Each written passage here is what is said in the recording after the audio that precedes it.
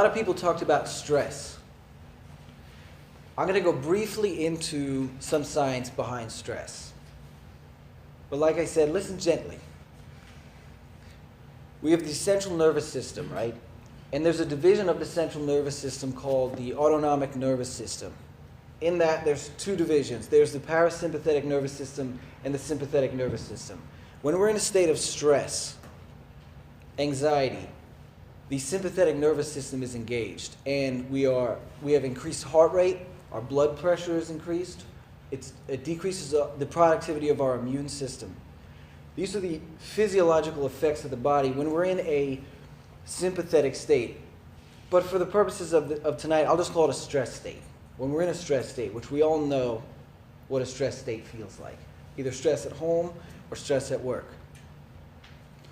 A parasympathetic state, the heart rate is reduced, the blood pressure is reduced, it's a boost in the immune system. These are physiological changes that are happening when we are in a parasympathetic or a relaxed state. We could just call it that, a relaxed state.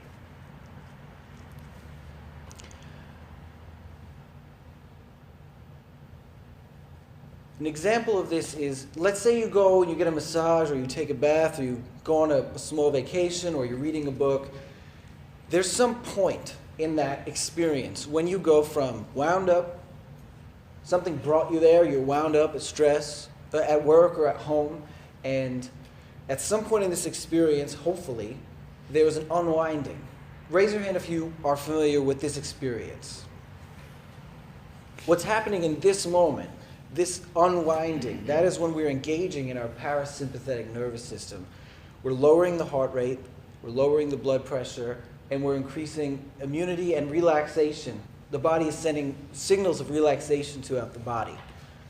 What meditation is a practice in engaging in the parasympathetic nervous system.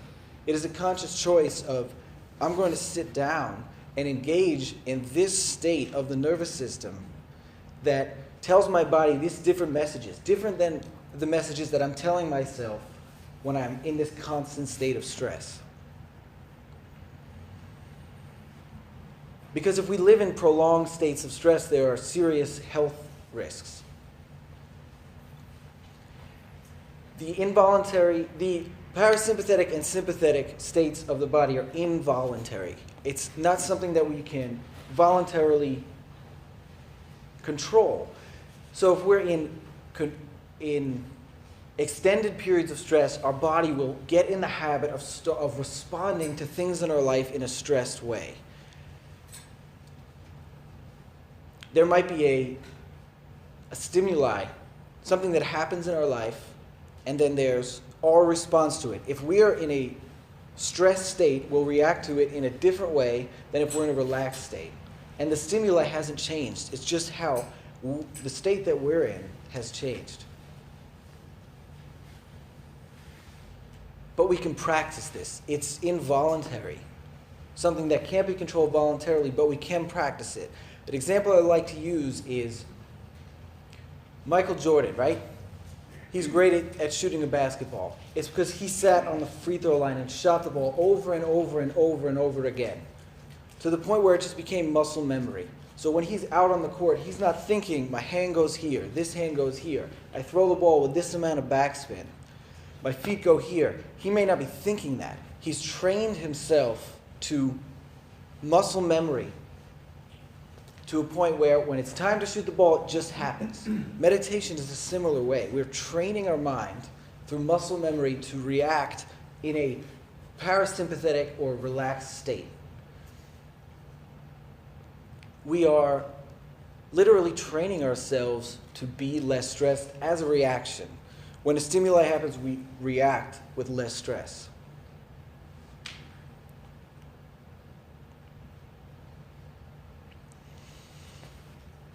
One of the obstacles to meditation is a lot of times we're in this stress state, right? We're coming from work or from home where there's stress, and we're trying to figure out meditation. We're trying to meditate from this other state, from this stress state. And it's like going to a movie, a 3D movie, without the glasses. You're looking at the screen, but it's all blurry, and you can't really see the picture because you're coming at it from a different state. So when we meditate and engage in the parasympathetic nervous system, we engage in this part of our nervous system, we can see meditation and the effects of it from a different state. It's like putting on the 3D glasses in a 3D movie. We're literally able to see it from a different point of view. So what we can do now is practice.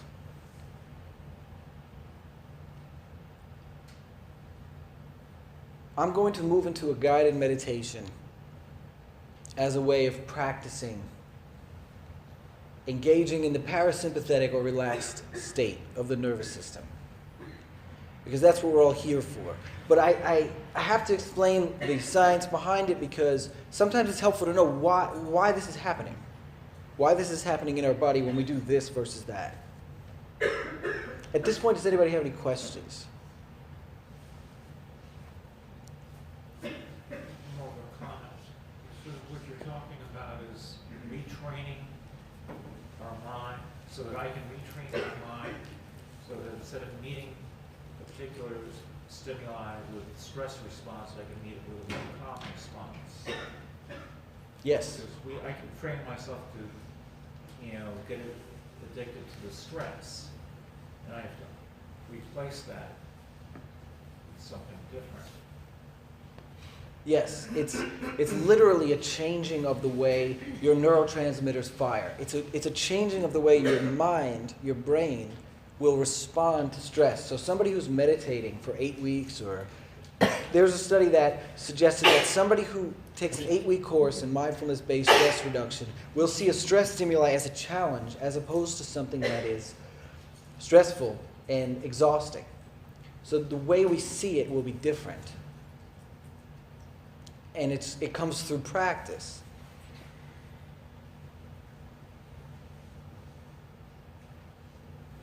Any other questions or comments? Thank you for your comment. When he mentions people get addicted to stress, what would be an example of an individual becoming addicted to stress? Okay, the question was, thank you, what would be an example of a person becoming addicted to stress?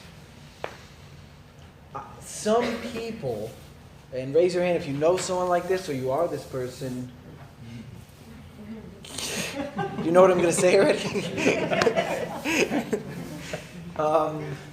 Make things harder on themselves. It sounds simple and it sounds silly. I'm this person. Sometimes I will put more stress on myself in a situation than there needs to be. That's a simple example. Go ahead.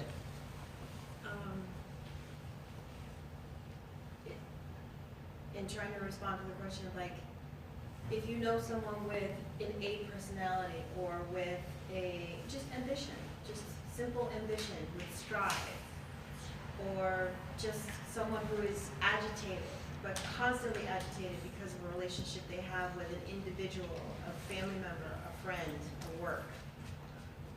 It's, on the one hand, you can say, walk away, all of a sudden you're less stressed. But there's a component within that environment that would perpetuate that person to come back, and it could be for whatever reason. Again, I work for a type A personality person.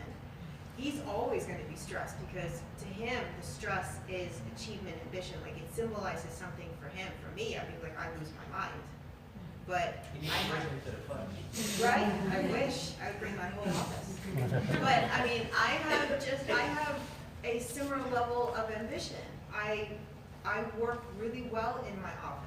I have my own degree of stress, and there was a point in time where I would go to work every day and I would be so stressed that it would manifest itself in lack of sleep, in overeating, in being very, you're recording this bitchy, sorry, to other people, being just not a nice person. But yet I would still come back to that environment. I didn't know how to navigate all of that. I couldn't articulate what was happening. Yes, it's a good thing that you brought that up, and I think it's a way to answer your question is, you said didn't know how to navigate. Some people might not know two things. One, that it's even happening. It took me years of mindfulness practice to realize my patterns when I get stressed. Now I can say, when I'm drinking more coffee throughout the day, when I'm sleeping less, when I start eating worse, less healthy foods, these are not only things that cause stress, but they're my response to stress in my life. So they're also triggers that remind me, oh, I'm stressed. I know that because I had 2 cups of coffee before lunch. I know that it's an indicator that this is how I respond to stress. The reason I do it personally is because in my mind, something is telling me, I need to get all these things done. And the way I'm going to do it is by drinking more coffee. Because I'll be able to get things done faster. I'm tired from not sleeping. The coffee will help me. There's something in our minds that believes that these behaviors are helping us. Does that make sense? Yeah, it becomes the new normal. It's your normal until you learn another normal. Sure. And what we can do in here is, and why mindfulness is so important is, that first thing I said is notice that it's happening. What my mindfulness practices help me do is recognize, oh, here's the road to a healthy lifestyle. I start to go off that road.